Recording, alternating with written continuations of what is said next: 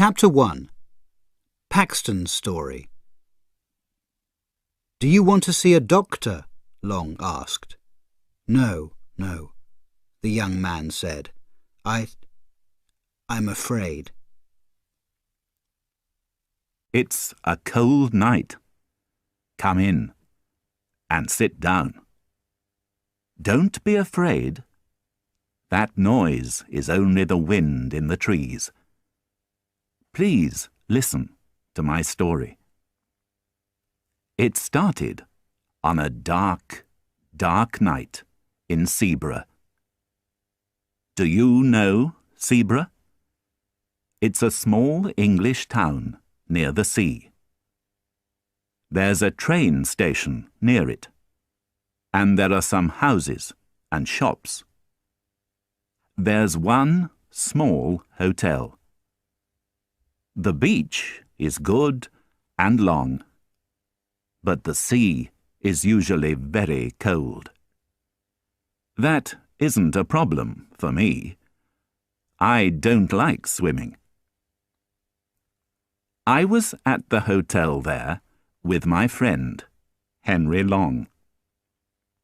It was cold that April, and there weren't many people in Seaborough. That was good for us, because it was quiet. It was a good holiday. Every day, Long and I walked near the sea. In the evenings, we liked to sit in the hotel and talk. Suddenly, one evening, there was a noise at the door.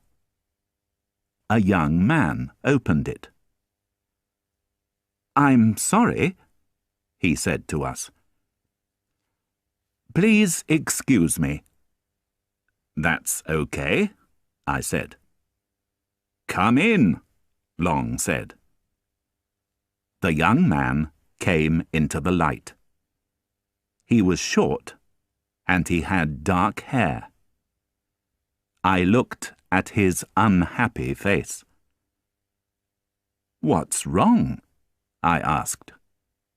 "Are you okay?" "Do you want to see a doctor?" Long asked. No, the young man said. I'm afraid." "Why?" Long asked. The young man didn't answer my friend's question. "Sit down and have a drink," I said. "What's your name?" "Paxton." He didn't say his first name. I don't know it today. "What's wrong, Paxton?" I asked. The young man looked at me and then at Long. His eyes were big and his face was white. "You don't know me," he said. "I understand that. But please believe me. Please." This was very important to him. Then Paxton started his story. Long and I listened for a long time. Here is his story. Paxton was on holiday in Seaborough too. He liked old buildings, and there were a lot of them near Seaborough. One day, he went on his bicycle to a church near the town. It was a beautiful, small church. There was an old picture on it with 3 crowns. It was very interesting, and Paxton wanted to know about it. There was an old man in the church garden. "Excuse me," Paxton said. "What do you know about this picture?" The old man put down his spade and looked at the young man. "Do you know the story of the 3 crowns?" he asked. "No," Paxton answered. "Seaburgh was always an important place," the old man said. "It is today, too. It's important because it's on the sea." "I don't understand," Paxton said. "The English wanted to protect their country from countries across the sea," the old man said. "They put 3 crowns in the ground near the sea. One of the crowns was here, near Seaburgh." "But why?" Paxton asked. He didn't understand. What did 3 crowns in the ground do? "The 3 crowns were magic," the old man said. "Their magic protected the country." "Do people believe that?" Paxton asked, with a smile. "Many people here in Seaburgh believe it," the old man answered. "But do you believe it?" Paxton said. The old man looked at the dark sea. His eyes were dark too. He didn't answer Paxton's question. "And where are these crowns now?" Paxton asked. He looked at the water too. There was a boat on the sea. It was small, on the dark water. "That's a difficult question," the old man said. "One of them is in London now. Every day, people on holiday can go and look at it. One of the crowns is in the sea. Now only 1 crown is in the ground, but its magic is working today." "Do you know about the last crown?" Paxton asked. "Where is it?" "I don't know that," the old man said. "Who knows?" Paxton said. "Only the Agers family." "Who are they?" The old man looked into Paxton's eyes. "Agers is a very old name in Seaburgh. The Agers were a family here for many years. Families come and go, but the Agers always stayed. They never moved away." "Why not?" "The men of the family had a very important job." The old man was quiet now. "The crown protected the country, and the Agers protected the crown." Paxton didn't believe the old man's story, but it was very interesting to him. "Where are the Agers?" he asked. "Can I talk to them?" "The Agers can't answer any questions about the crown now," the old man said. "William Agers was the last person in the family. He lived near here, but he isn't talking now." "Why not?"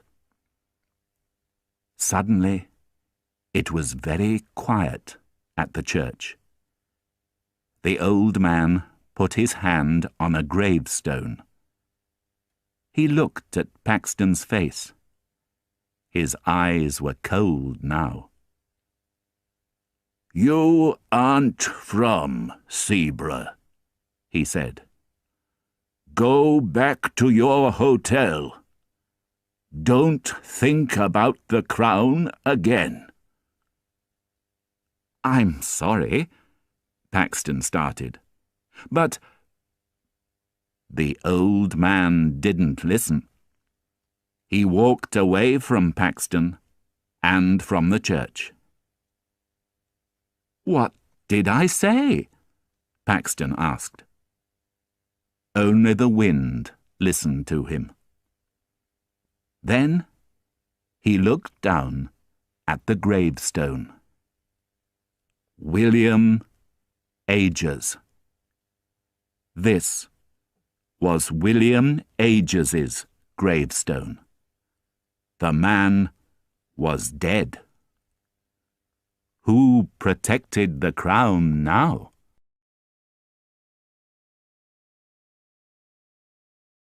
Chapter 2. The Man on the Hill. He was there in the sun. He was there in the rain. He was there on cold days. He was always there. Paxton had many questions, but there were no answers here at the church. It was cold now, and the wind was strong. Paxton went back on his bicycle to the town. He didn't want to think about the Crown or William Agers. He stopped at a small shop. There were some old books there. Paxton looked at them because he wanted to read in the hotel that evening. Suddenly, he stopped. The book in his hands was old and black. It was a book for church. There was a name and year in the book. Nathaniel Agers, 1754. There were a lot of names and years, but the last name was always the same: Agers. This book was in the Agers family for years and years. It went from father to son, from father to son in the family. Paxton looked at the last name in the book: William Agers.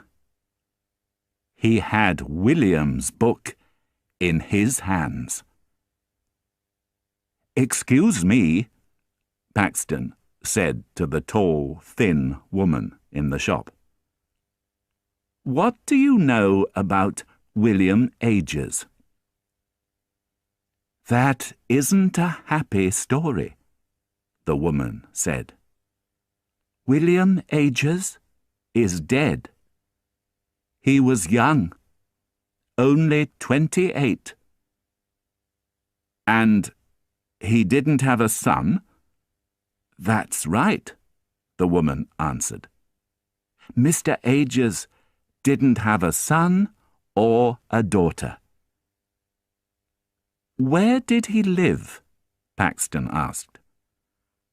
"I'm an old friend of the family." "He lived in a small house near the sea," the woman said. "Do you want the address?" "Yes, please," Paxton said. He looked for some money in his coat. "And how much is this book?" Paxton went to his bicycle again. Later, he arrived at William Agers's small house near the sea. It was dark and quiet there. Behind the house was a hill. There was a man near the house. "Can I help you?" he asked Paxton. Paxton asked the man about William Ages. "I didn't know him very well," the man said. "William Ages was very quiet."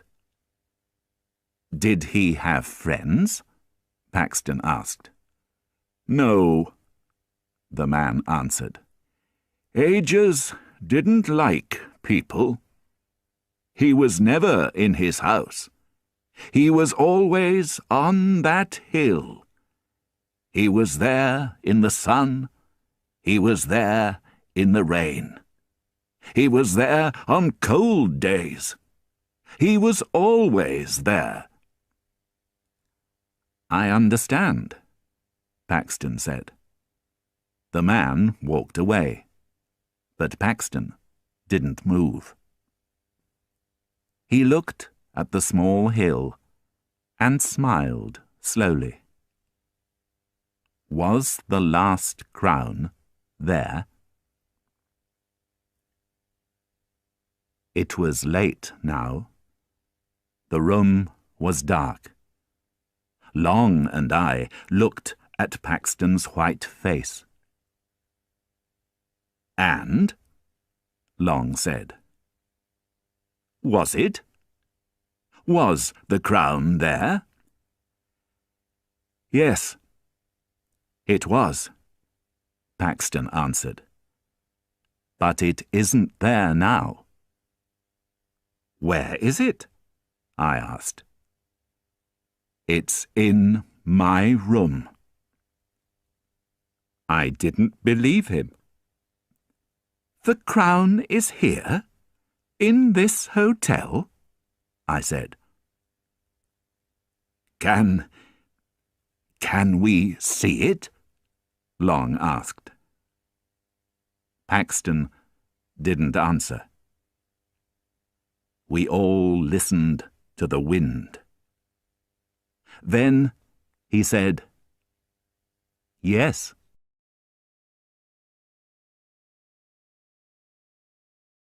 Chapter 3. The Shadow in the Night. There was a person near the door to our room. No, it wasn't a person, it was a shadow.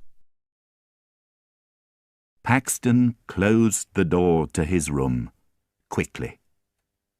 Then he put a black bag on the table. "Is it in there?" I asked. Paxton didn't answer. Slowly, he opened the bag. In his hand was a black book. It was very old. Paxton opened it for us. "Can you see the names?" he said. Long looked at the names in the book. "William Ages," he said. But I didn't look at it. No. I looked at the crown in our new friend's hands. It was very old, but it was beautiful. I had a lot of questions. How old was the crown? Was it light or heavy? I moved my hand to the crown. But Paxton shouted, "No!" I stopped asking questions and looked at Paxton. "I'm sorry," he said to me. "But you don't understand my problem. I want to put the crown back in the ground." I didn't believe him. "You can't put it back," I said. This crown is very important. Telephone the newspapers in London. No, you don't understand, Paxton said again. His eyes were big and afraid. Okay, let's go to our room, Long said. We can talk about the problem there. Paxton put the crown back in the black bag. He went to the door, but then he stopped. Wait! Go before me and look in your room, he said. Please. But why? Long said. We're the only visitors in this hotel. But then we remembered the crown in Paxton's black bag. I opened the door, and we looked left and right. There was a person near the door to our room. No, it wasn't a person. It was a shadow. It moved quickly. Who was that? Long asked. We were in our room now. I don't know, I answered. A hotel worker? No. It wasn't a hotel worker, Paxton said. He finished his story for us. Paxton went back to the hotel from William Ages's house that afternoon. In his room, he looked at the Ages's book for a long time. Then he closed the book and went down for some food. Later, he went back to the room. The book was open at William Ages's name. Paxton was afraid. But that didn't stop him. He went to the hill again with his spade. It was dark now, but he didn't stop working.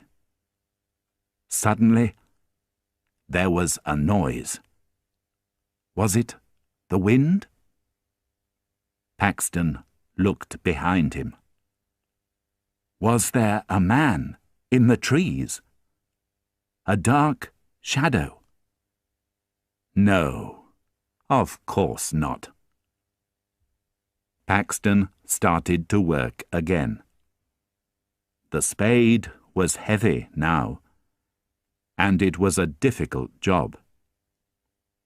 He wanted to sleep, but he wanted to find the crown too.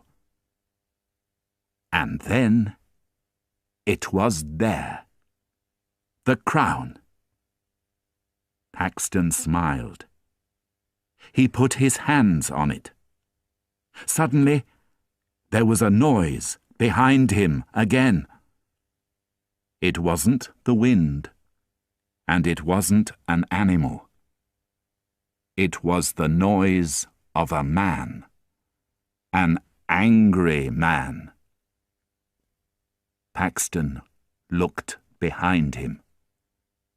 Again, no man was there. But wait. Did a shadow move? Paxton didn't know. But he was suddenly very afraid. He quickly put the crown in his bag and started to go back to the hotel. But now, the shadow was with him. It was always behind him. Paxton looked back, and the shadow always moved quickly away. But then it came back. Sometimes it was near him, and sometimes it was far away.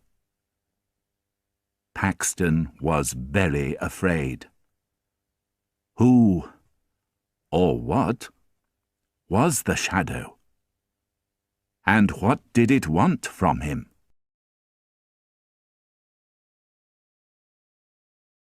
Chapter 4. A Cold, Dark Night. I wanted to be far away from this cold, dark place. I wanted to be at home. Paxton stopped. "That's my story," he said. "Do you believe me?" I didn't believe it, but I didn't say that to Paxton. "You believe it," I answered. "And that's the important thing."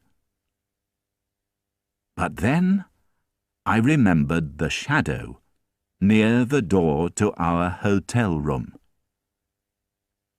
"What can I do now?" Paxton asked. I looked at Long, then at Paxton. "Okay," I said.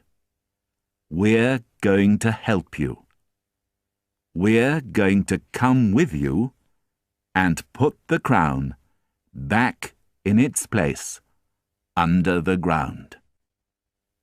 Let's go." Paxton smiled.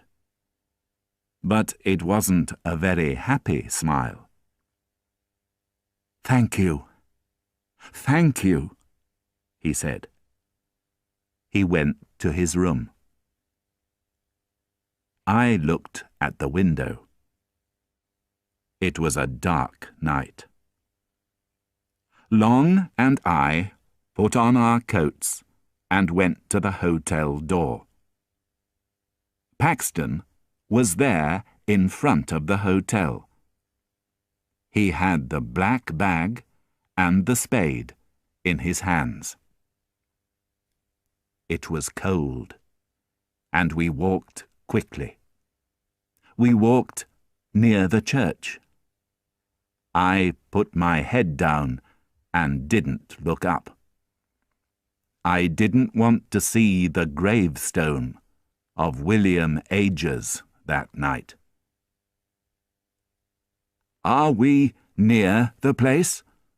Long asked. My friend Henry Long likes walking, but he doesn't usually walk very quickly. "Yes," Paxton answered. Suddenly, I looked left. "What's that?" I said. "What did you see?" Long asked. "There's a man. He's watching us from those trees. I know it." We looked and looked at the trees. There wasn't a man there now. But I was afraid. What did I see? Was it Paxton's shadow? Perhaps his story wasn't wrong. I didn't like this. "Let's be quick," Paxton said. "The shadow knows about us. He's watching us." We arrived at the hill. Paxton didn't wait. He started to work with the spade. Long and I only watched. "Can I help now?" I said to Paxton. But he didn't stop. "This is my job," he said. Then he said to us, "Give it to me." We put the bag on the ground near him. But we didn't open it. Paxton did that. I looked at the crown for the last time in Paxton's hands. He finished the job quickly. "Is it in the ground?" I asked him. "Yes." I smiled. But Paxton didn't smile. "Let's go back to the hotel," Long said. "It's very late, and our beds are waiting for us." We started to walk down the hill. Suddenly, Long said, "Remember your coat, Paxton. It's up on the hill." I looked up the hill behind us. Long was right. Paxton's long, dark coat was there on the ground. But our new friend didn't move. "What's wrong, Paxton?" I asked. His face was white. His mouth moved, but he didn't talk. "Are you okay?" Long asked. I didn't bring my coat," Paxton said. "It's in my hotel room." The dark thing on the hill wasn't his coat. But what was it? I looked again. It wasn't there now. We went down the hill very quickly. We didn't talk. We only listened to the noise of the sea. Sometimes I looked behind us. Was that a shadow behind the trees? Did a shadow move in the church garden? Was there a dark shadow behind the gravestones? I didn't know, and I didn't want to know. I wanted to be in my bed. No, I wanted to be far away from this cold, dark place. I wanted to be at home. We arrived at the hotel at 12 o'clock. A hotel worker opened the door for us. He looked at the three of us. "It's a cold night," he said. I was afraid. But I smiled. "Yes, it is." The hotel worker looked up the road behind us. "Did you meet any people on the road?" he asked. "No," Paxton said. "We were the only people in Zebra." "But there was a man behind you," the hotel worker said. Paxton looked back into the night with big eyes. The shadow wasn't there now. The three of us went to our room. Paxton went to the window. "It's okay now," I said to him. "The crown is in its place again. You're not in danger now." Paxton's eyes stayed on the night. "Perhaps," he said. He went to the door. He said, "Thank you," to Long and me. And then he went to his room. "Good night," I said. "Sleep well."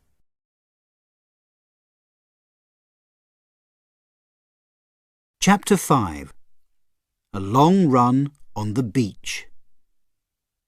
Long and I started to run. It was difficult on the beach, but we didn't stop. I don't know about Paxton, but sleep didn't come to me for a long time that night. And then I didn't sleep well.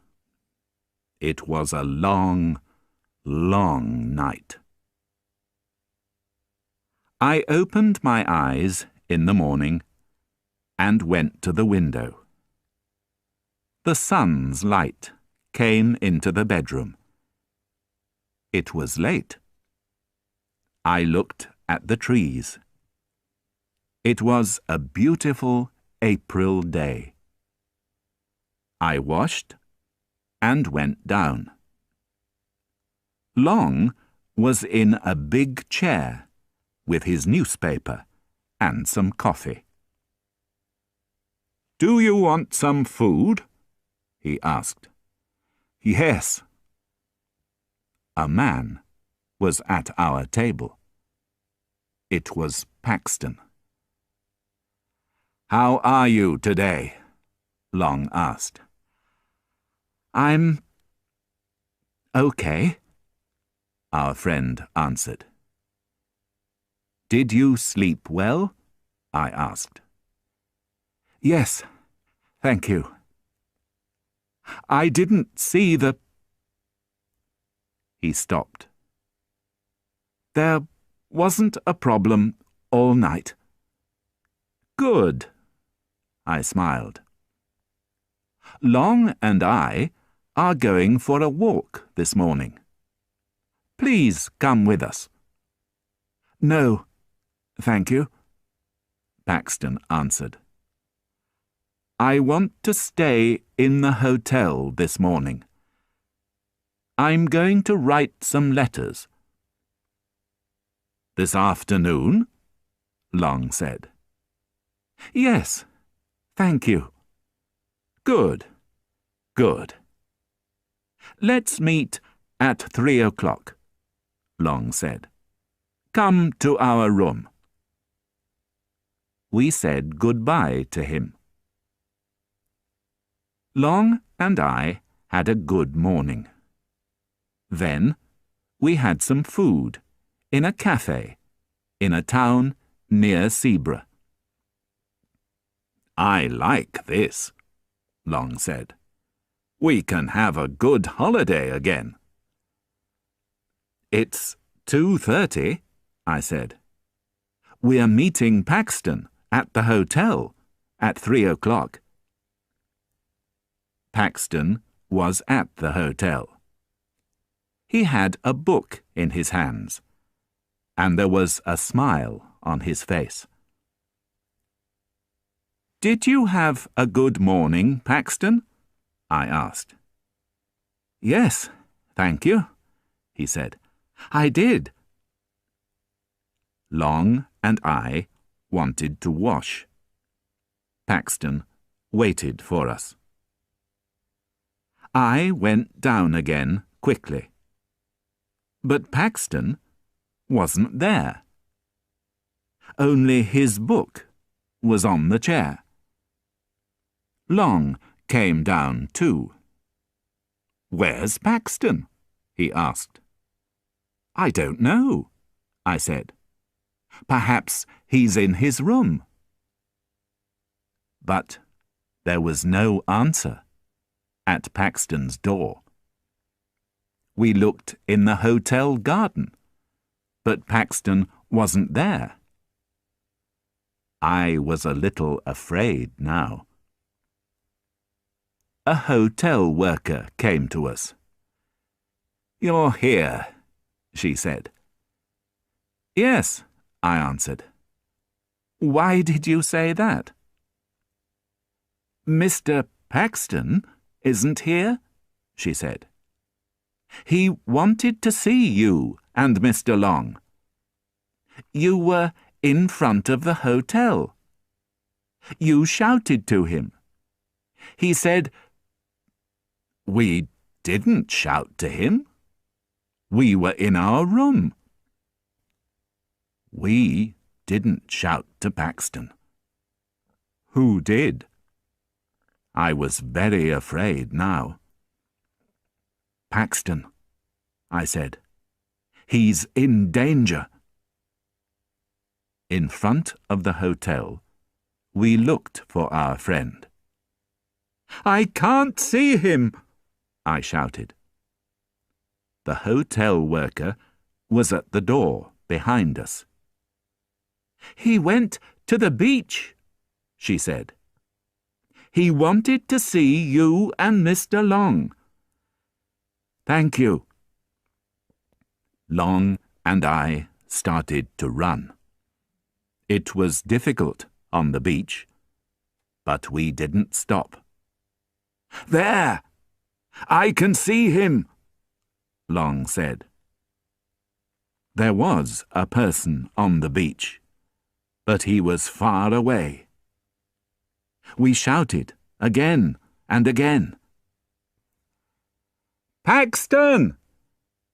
Come back, Paxton! We're here!" But there was a lot of noise from the wind and the sea. Paxton didn't hear us. What's he doing?" "I don't know. I can't see from here." "Look at this, Long!" I shouted. There were footprints on the beach from Paxton's shoes. "And look at this!" This was a footprint too, but it wasn't Paxton's. "But what's wrong with it?" Long asked. "This person didn't have shoes," I said. "Was it a person?" Long said. "Perhaps it was an animal."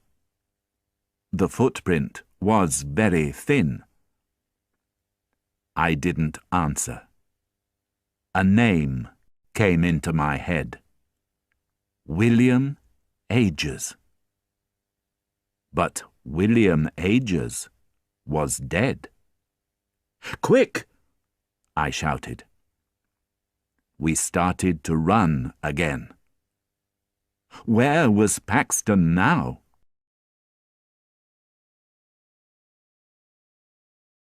Chapter 6. The Dead Man by the Sea. I don't remember my time at the police station very well. Only questions, questions, questions. We arrived at a tall, old building on the beach. Long and I started to go up it. "Where is he?" I asked Long. Long opened his mouth, but he didn't answer. There wasn't time. Suddenly, there was a noise. It was a person. A shout. But where did it come from? "Who's that?" I shouted. We looked down. "No!" I shouted. There was a man on the ground. It was our friend Paxton. He didn't move. His dead eyes looked up at us. I looked at the dark sea. "Paxton was right," I said. "He did it." "Who?" Long asked. "I don't understand." ages protected the crown.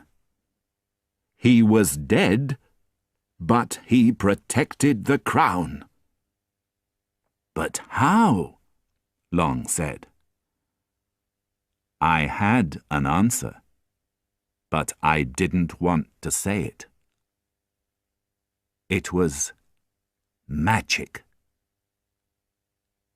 Paxton wanted to find us. He went to the old building. He started to run. Suddenly, the shadow was there. But now it wasn't only a shadow. It was William Ages, and he was angry. Paxton looked into those cold, dead eyes.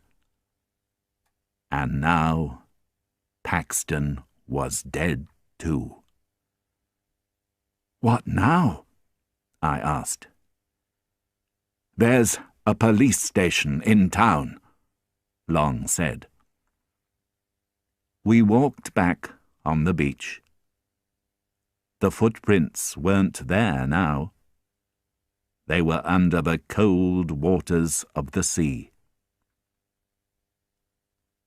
I don't remember my time at the police station very well.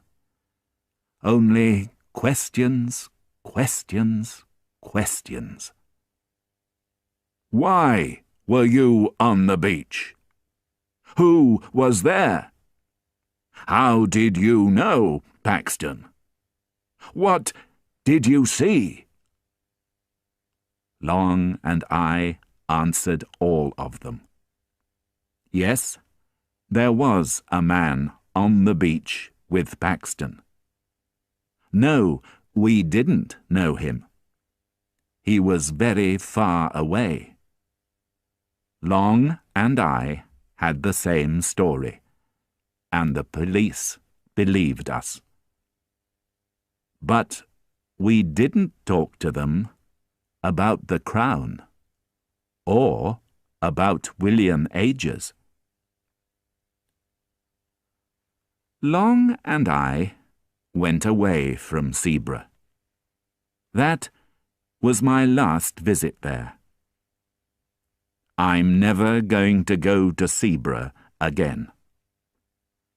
And that's my story. You don't believe me. That's okay. I understand. Before this, I didn't believe stories about magic and dead people. But listen to this, please. Don't go to the small town of Seaborough. The little church near the sea is beautiful, but don't go near it. Don't walk up the hill near the sea, and don't look for the last crown. Why? Because a person in Seaborough is watching and waiting. He's dead, but that doesn't stop him. He has a job. The crown protects England, and he protects the crown. He is always going to protect the crown. And me? I'm at home again. I see my friend Long sometimes, but we never talk about our holiday in Seaborough. I do my job every day, and I'm happy.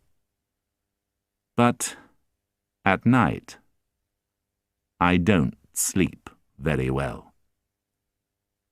In my bedroom, in the dark, I close my eyes and listen to the wind.